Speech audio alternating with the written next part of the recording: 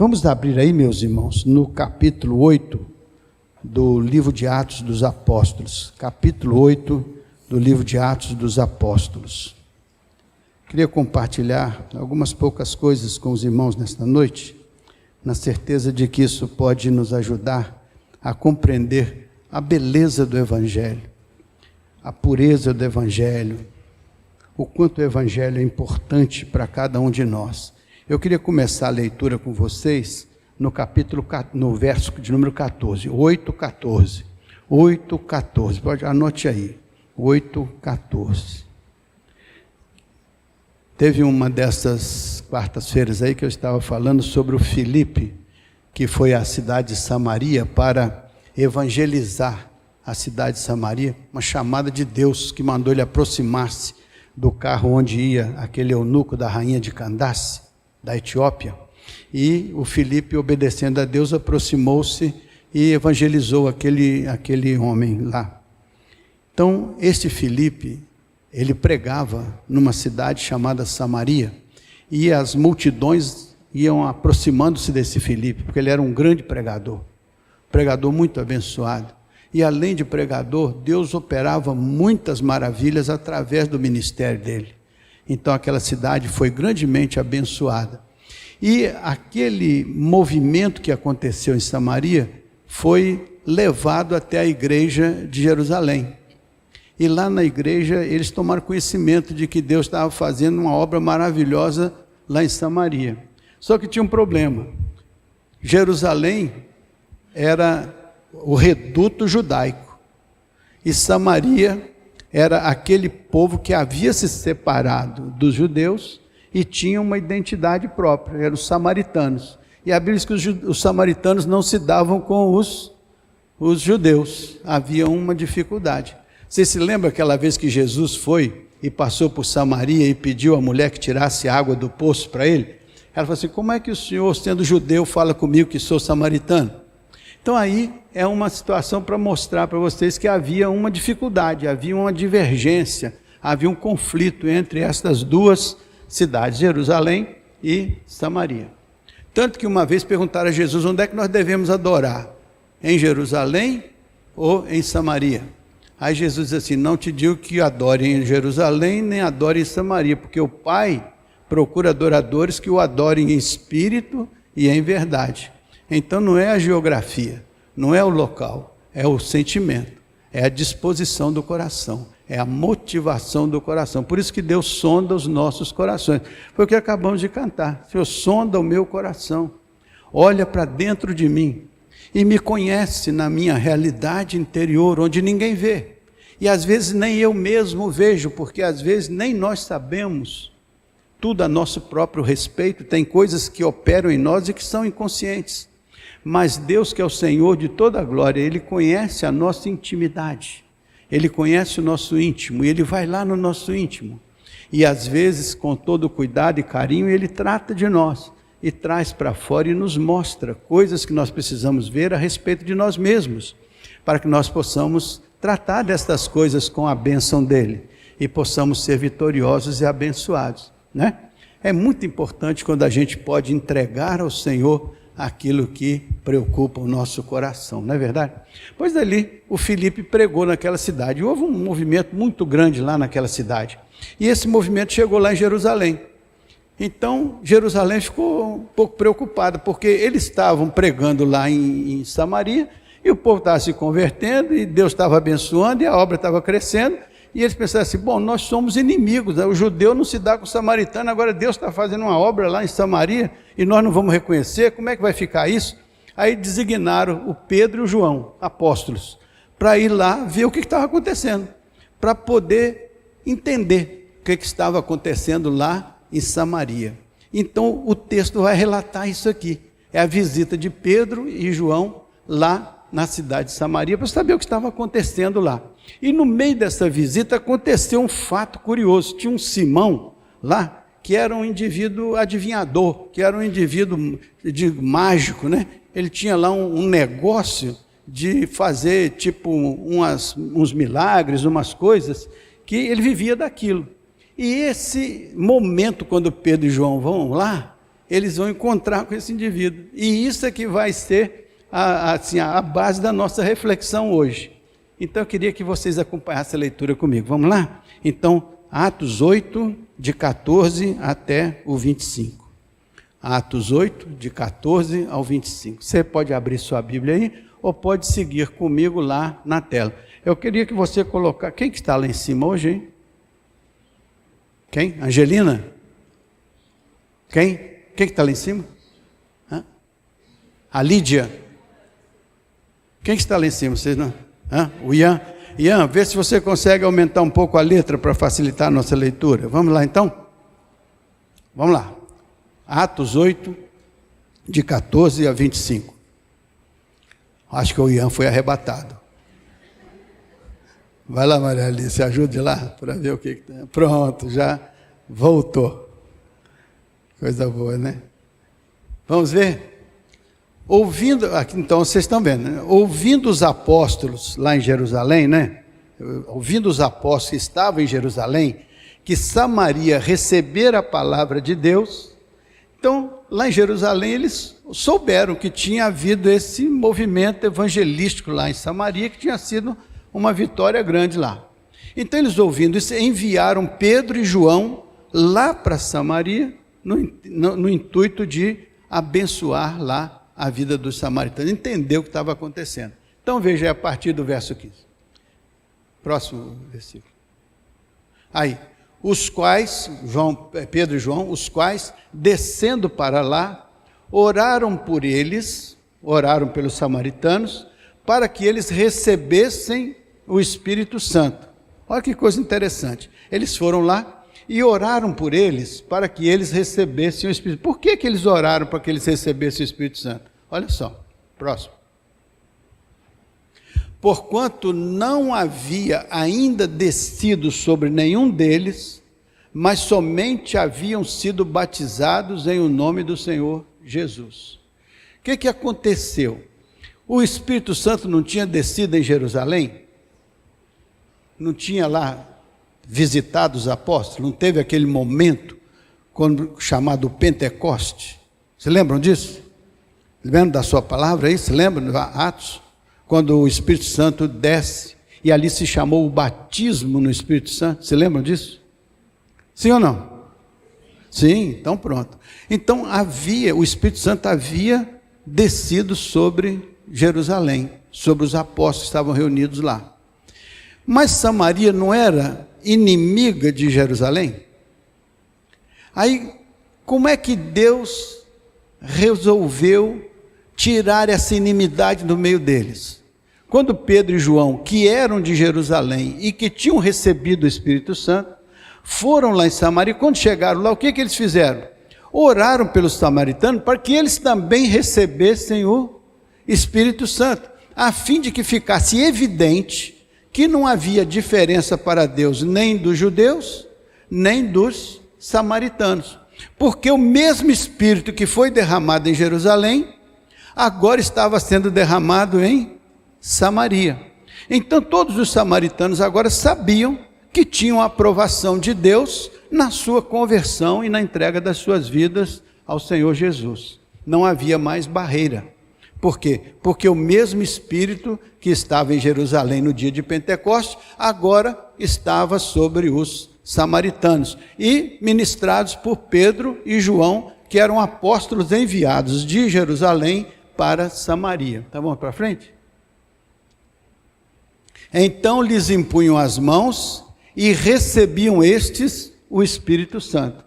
Então, olha, Pedro e João, o que eles fizeram? Eles foram lá e, em nome do Senhor, realizaram esse momento espiritual diferenciado na vida dos samaritanos. Então, perante os olhos de Deus não havia distinção, e perante os olhos das comunidades não havia distinção, porque o mesmo que Deus tinha feito com os crentes de Jerusalém, tinha feito com os crentes de Samaria, e era o Espírito que estava fazendo esta união. Onde há o Espírito de Deus, aí há comunhão, aí há união. E esta é uma evidência que desde o começo Deus usou o seu Espírito Santo para ungir as pessoas de modo a quebrar as barreiras e as separações para criar o corpo de Cristo. Qual que é o corpo de Cristo? Quem é o corpo de Cristo? A igreja. Então a igreja é formada de pessoas das mais variadas qualidades e categorias e nacionalidades, tribos, raças e nações, de todos os confins da terra. Então Jesus Cristo diz: eu edificarei a minha igreja. E o que é que faz a união da igreja? É o fato que todos nós somos batizados no Espírito Santo. Por isso que Paulo diz: todos nós somos batizados no Espírito Santo, formando o corpo de Cristo. Então formamos o corpo de Cristo porque nos é comum a liderança do Espírito Santo, nos é comum a presença do Espírito Santo, que a nossa salvação só acontece por obra do Espírito Santo, que nos convence do pecado, que nos convence das coisas que são necessárias nos convencer, para que nós possamos então aceitar o Evangelho e o Senhor Jesus Cristo como bênção de Deus. O Espírito Santo então é que nos convence, na medida que abrimos as nossas vidas, para que Ele tenha acesso ao nosso entendimento e ao nosso coração, para nos convencer de que o Senhor Jesus Cristo é o Salvador, e não é o Salvador histórico somente, mas é o Salvador pessoal da vida de cada um de nós. Que Ele é o Salvador histórico, todos nós sabemos, mas é importante que nós saibamos que Ele é o nosso Salvador pessoal. E a Bíblia diz que é o Espírito Santo que faz essa confirmação na nossa vida, porque a Bíblia diz: o Espírito de Deus comunica com o nosso espírito que somos o quê? Fala alto, acredite. Filhos de Deus. É o Espírito Santo que declara perante o nosso espírito que somos filhos de Deus. Então nem sou eu que digo que eu sou filho de Deus. Tem gente que diz assim: todo mundo é filho de Deus. Não é assim. Todo mundo é criação de Deus, mas filhos de Deus são aqueles que aceitam a paternidade de Deus. São aqueles que recebem o Senhor como seu Salvador e se tornam servos do Senhor. Então, estas pessoas, por consciência do que Jesus fez por elas na cruz do Calvário, e por convicção de arrependimento e de confissão e de entrega, se tornam crentes em Cristo Jesus. E o Espírito Santo declara para estas pessoas que elas são filhos de Deus. Então, esta é a bênção do Espírito Santo, autenticar a experiência de Jerusalém e autenticar a experiência de Samaria. E esta é a bênção do Espírito Santo, autenticar a legitimidade de cada uma das nossas decisões, das nossas conversões, para que nós possamos formar o corpo de Cristo, do qual Ele é cabeça. Então, Jesus é aquele que, acima de todos, faz de todos um corpo, uma família. Por isso que na oração preliminar que Jesus ensinou aos seus discípulos, ele diz: vocês vão orar assim: Pai nosso que estás nos céus, santificado seja o teu nome, venha a nós o teu reino. Quando ele diz Pai, é uma relação vertical. Quando ele diz nosso, é uma relação horizontal. Então ele nos inclui na paternidade de Deus. E ele faz isso porque o Espírito Santo alcançou os nossos corações e nos fez um corpo, criou um corpo. Por isso que nós podemos chamar Deus de Pai, porque Ele nos autorizou a fazer isso. Ele nos abençoou, Ele nos capacitou com o Espírito Santo que foi derramado sobre nós. Então isso era o que estava acontecendo lá em Samaria. Pedro e João foram lá e oraram para que o Espírito Santo fosse concedido grandiosamente sobre aqueles irmãos de lá, como fora concedido grandiosamente sobre os irmãos de Jerusalém. Assim o Espírito Santo quebra qualquer barreira e faz daqueles que eram diferentes e inimigos, verdadeiros irmãos em Cristo Jesus. Por isso que o Espírito Santo é que quebra as barreiras. Por isso que a Bíblia diz: agora não há judeu nem grego. Por quê? Porque o Espírito do Senhor na cruz de Cristo uniu todos nós, né? Então, vamos avante aí para a gente ver. Aí sim, vendo porém Simão, agora que vem a história do Simão aparece nesse negócio aí. Quando eles acabam de criar aquela comunhão, veio Simão, porém veio Simão, que pelo fato de imporem os apóstolos as mãos, era concedido o Espírito Santo para aqueles irmãos. Então Simão viu que aqueles apóstolos, quando oraram, colocaram as mãos e o Espírito Santo desceu sobre aqueles irmãos de Samaria. Então Simão viu aquilo E o Simão falou assim: puxa, eu gostaria de ter esse dom aí. Eu sou um mágico, sou uma pessoa aqui que vivo disso, então eu vou oferecer dinheiro, vou comprar desses apóstolos esse dom, para que eu também possa impor a mão sobre os outros e acontecer esse milagre que aconteceu aí. Para vocês entenderem isso, eu vou voltar um pouquinho na Bíblia e vou pedir que o Ian nos ajude. Ian, coloque o versículo 9. O versículo 9, e você vai colocar até o versículo 13. Do 9 ao 13. Pronto. Ora, havia certo, agora vocês vão entender quem é o Simão, para você entender por que ele ofereceu o dinheiro lá. Ora, havia certo homem chamado Simão, que ali praticava a mágica, iludindo o povo de Samaria, insinuando ser ele um grande vulto, uma grande personalidade. Então o que o Simão fazia lá? Iludia o povo com a sua mágica, lá em Samaria. Quando ele vê os apóstolos chegando lá e vê a descida do Espírito Santo e vê aquele movimento tão espetacular, espiritualmente falando, ele falou assim: rapaz, é disso que eu preciso, isso aí vai alavancar o meu negócio, isso aí vai fazer o meu negócio, né? Então o que eles foi? Queria comprar dos apóstolos aquele dom. Olha aí, quando entra o dinheiro, que a pessoa pensa que pelo dinheiro ele pode conseguir tudo que quiser, inclusive o dom de Deus. E naquele momento, quando esse Simão está pensando nisso, olha só a história do Simão. Vamos até o 13 aí, Ian, por favor. 10. Ao qual todos davam, a esse Simão lá em Samaria, todos davam ouvidos, do menor ao maior, dizendo: este homem é o poder de Deus, chamado de o grande poder. Então o que Samaria atribuía ao Simão? Que ele era uma figura, e até atribuía a condição divina, até atribuíam para ele os poderes. Então ele era uma pessoa que era reconhecida, distinguida entre os samaritanos, como uma pessoa que realmente tinha algum tipo de dom, que fazia algum tipo de coisa que impressionava a comunidade lá de Samaria. Então esse era o Simão. Passe para frente. Assim, aderiram a ele porque havia muito os iludia com. Então ele tinha uma adesão natural lá em Samaria, porque ele iludia as pessoas com a sua mágica.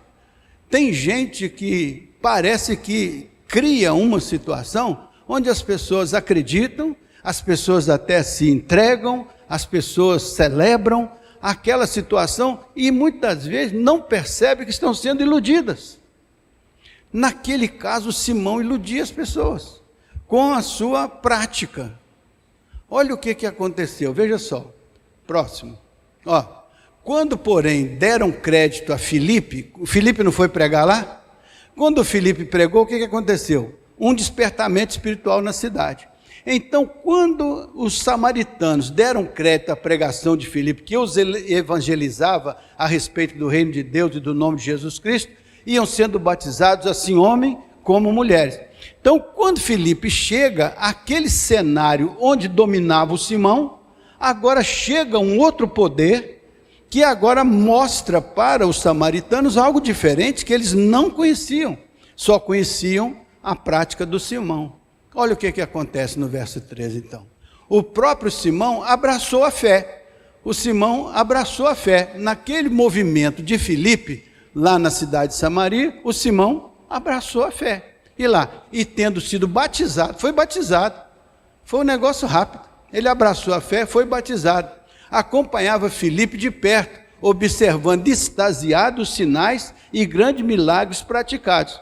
Então Filipe abraçou a fé, foi batizado e foi acompanhando o Filipe naquela evangelização.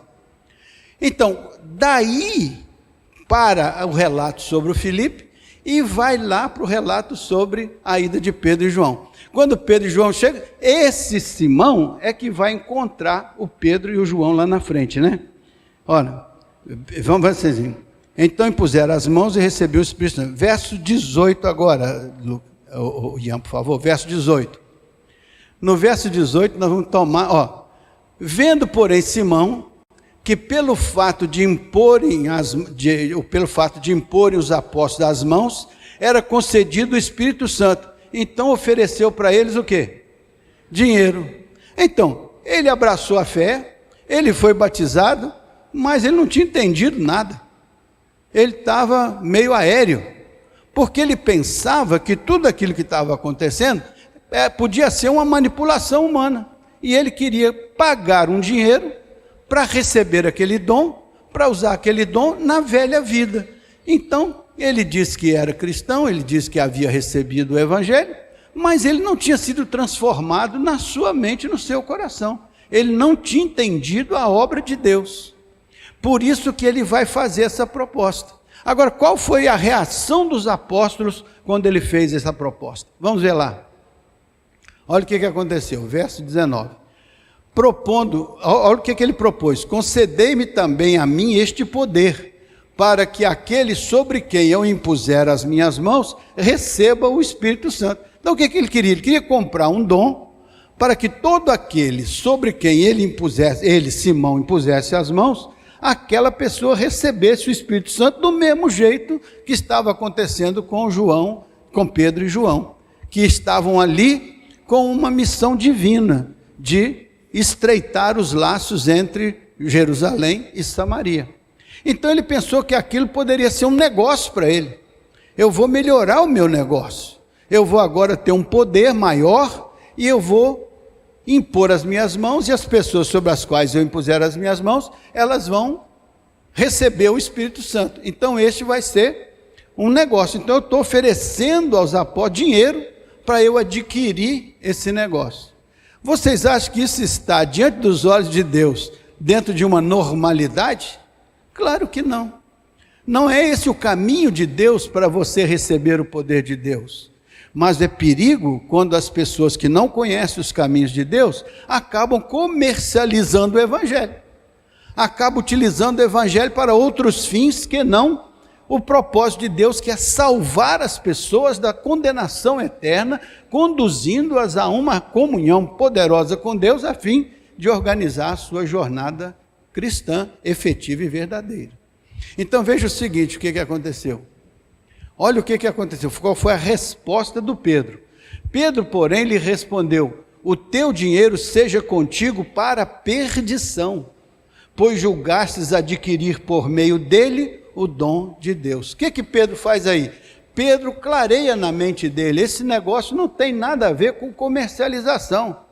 Embora no passado até nós sabemos que a igreja chegou a vender certas indulgências, que era a troca de benefícios espirituais por dinheiro.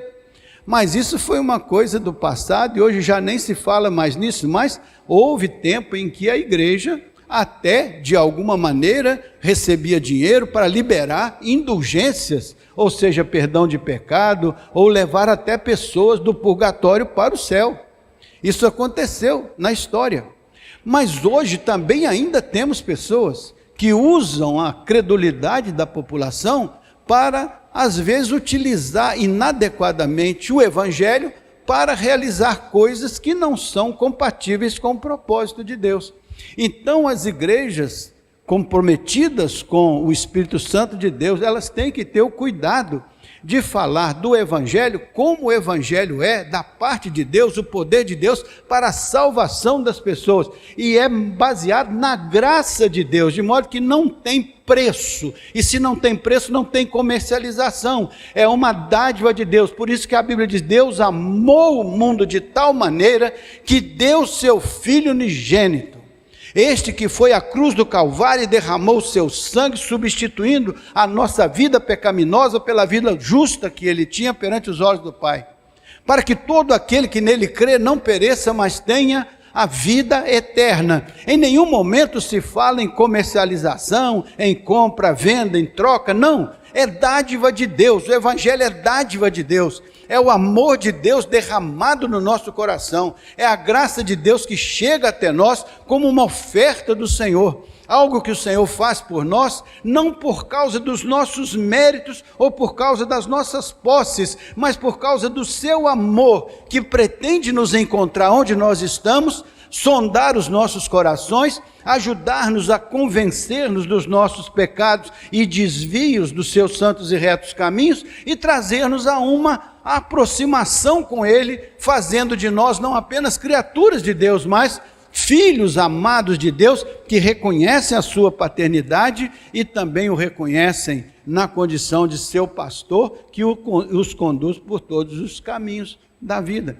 Então Pedro disse, olha, você seja contigo para a perdição. Você inverteu as coisas, você desviou o propósito, você não entendeu que o evangelho não tem nada a ver com essa administração que você tem e que você administra seus negócios de magia e de outras coisas. Ou seja, o evangelho não se confunde com nenhuma religião, o evangelho não se confunde com nenhuma prática, o evangelho não se confunde com nada disso, porque o evangelho é o poder de Deus para a salvação de todo aquele que crê, e é uma dádiva de Deus, é um dom de Deus, é algo que Deus faz por amor àqueles que Ele criou à sua imagem e conforme a sua semelhança. Então diz assim, ó, por meio dele, então, você julga que vai adquirir, por meio dele, o dom de Deus. Não tens parte nem sorte nesse ministério.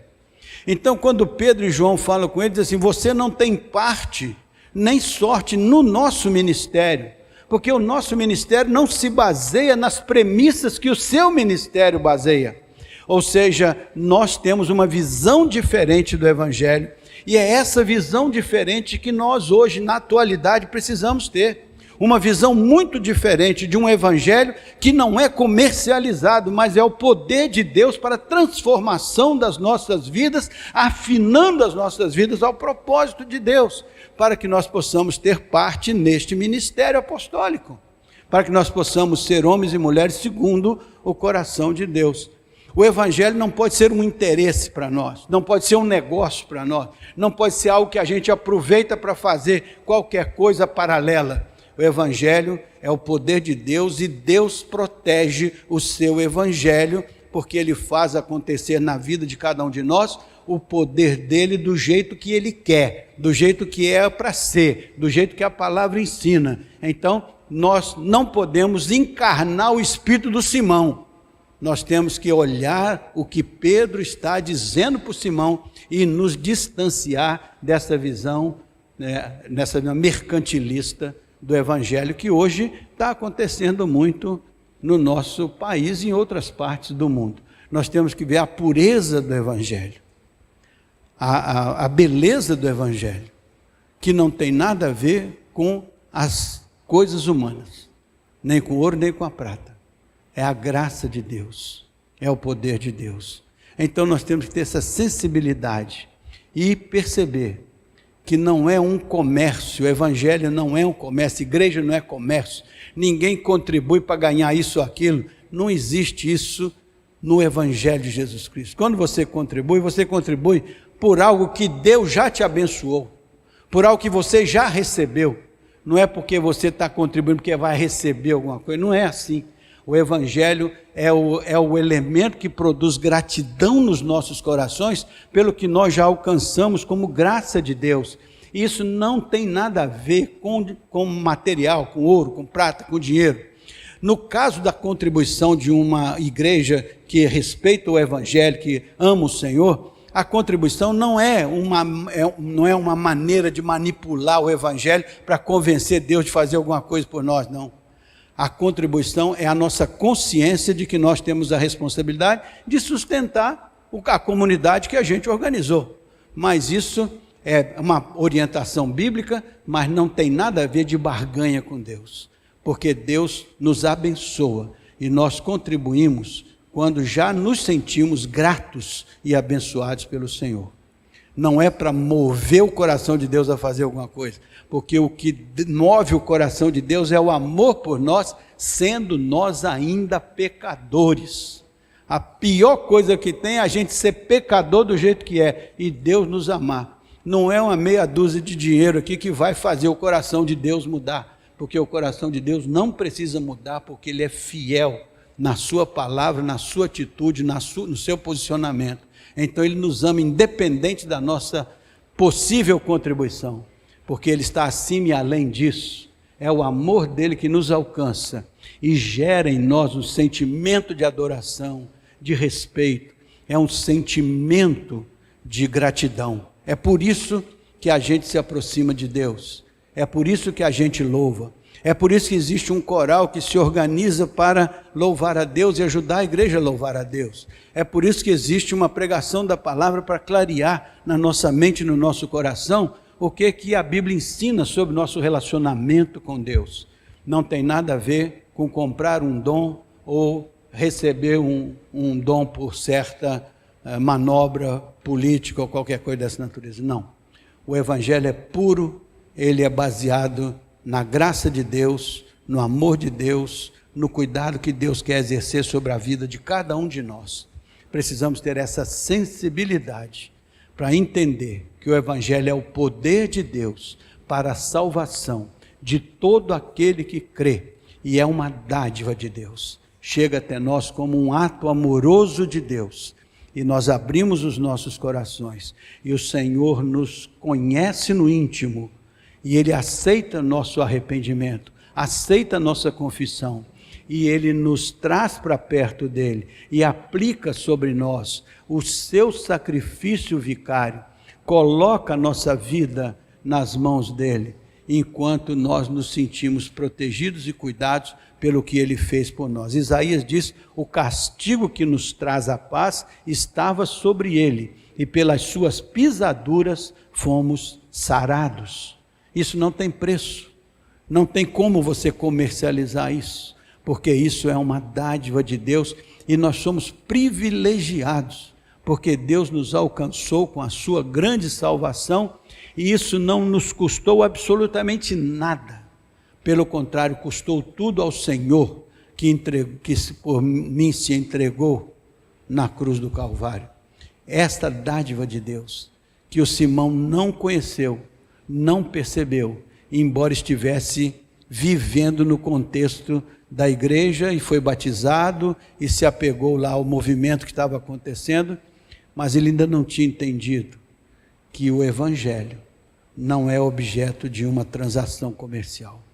O Evangelho está muito além disso. O Evangelho está na esfera espiritual do trono da graça de Deus, de onde vem até nós esta tão grande salvação. Por isso que a Bíblia diz, agora nenhuma condenação há para os que estão em Cristo Jesus, que não vivem mais segundo a carnalidade da vida cotidiana, mas vivem segundo o Espírito, ou seja, predominantemente o Espírito lidera as nossas vidas. É isso que faz com que a gente seja filho de Deus, porque o Espírito vai nos revelando, ele nos revela a palavra, nos guia na verdade, e a palavra de Deus é a verdade. Então Simão não tinha essa percepção, mas Pedro e João falaram com ele, olha, o que você está querendo é totalmente incompatível com o Evangelho. Então, se aquilo era incompatível, o que é compatível? A um coração quebrantado, o Senhor não desprezará. E se nós queremos ser importantes no reino de Deus, a Bíblia diz que sejamos como quem serve, porque o mais importante no reino de Deus foi o que mais serviu no reino de Deus. Por isso que a Bíblia diz que Jesus Cristo tomou a forma humana, como homem tomou a forma de servo, e como servo foi até a cruz, morreu e deu a sua vida por nós. Então quem quiser ser o maior, seja o servo, aquele que lava os pés dos demais. Esse é que é o grande no reino de Deus. Não é quem tem o poder econômico ou financeiro, é quem tem o poder de Deus, pela graça de Deus, que faz da sua vida uma vida abençoada, uma vida vitoriosa. E se Deus lhe der a oportunidade de ter algum recurso, que esse recurso seja para honrar e glorificar o nome dEle, para fazer do nome dEle o nome sobre todo nome, em todas as distâncias do mundo, em todas as tribos, raças e nações, onde nós estivermos, na área de influência que nós tivermos, nós vamos fazer que nossas vidas, abençoadas pelo Senhor, sejam vidas abençoadoras. É isso que o Espírito de Deus quer, que nós não tenhamos a pretensão de comprar um dom para nos beneficiarmos dele de modo especial, particular ou singular. Todos os dons que Deus nos dá pela sua graça, e dá não somente para sermos possuidores de dons, mas para que os dons nos capacitem a sermos servos para abençoar a igreja. A Bíblia diz, Deus nos deu dons para que nós possamos buscar o aperfeiçoamento dos santos para a obra do ministério. Então Deus quer nos aperfeiçoar, para que nós possamos ser servos que ajudam, que cooperam, que constroem o reino dele e que demonstram na vida cotidiana o reino dele, a sabedoria dele, o poder dele, a autoridade dele. E isso faz da gente homens e mulheres segundo o coração de Deus. Então veja mais, só para a gente completar, veja lá, mais uma lá, 21. Terminou o 21? Tem mais não? Termina no 25. 22. Então o que Pedro fala com ele? Arrepende-te, pois, da tua maldade e roga ao Senhor, talvez te seja perdoado o intento do teu coração. Então o que Pedro fala com ele? Não é por esse caminho. Não é por aí que você vai ser abençoado pelo Senhor. Não é por aí que você vai ser uma pessoa especial aos olhos de Deus. Agora, arrepende-te. Confessa o teu pecado. Olha lá. Arrepende-te da tua maldade e roga ao Senhor para que Ele te perdoe e releve os intentos maus do seu coração. Por isso que a Bíblia diz, filho meu, dá-me o teu coração, porque é do coração que procedem as saídas da vida. Então tudo que sai do nosso coração para a vida, pode ser alguma coisa que seja a fonte divina colocada lá dentro, pode ser que seja a fonte carnal, diabólica colocada lá dentro. Por isso que Deus quer o nosso coração para trabalhar nele, para fazer dele um novo coração. Verso 23, olha lá. Pois vejo que estás em fel de amargura e laço de iniquidade. Como que os apóstolos viram Simão?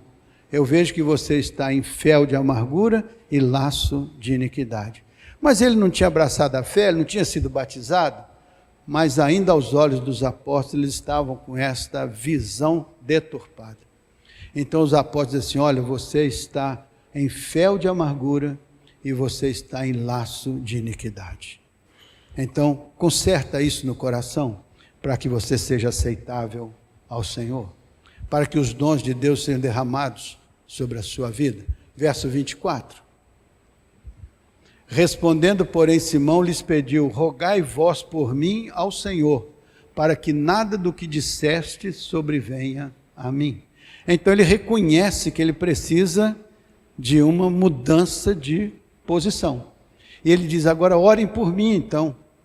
É como se ele dissesse, coloquem as suas mãos sobre mim, para que o Espírito Santo venha me convencer e me tirar deste fel de amargura, dessa maldição.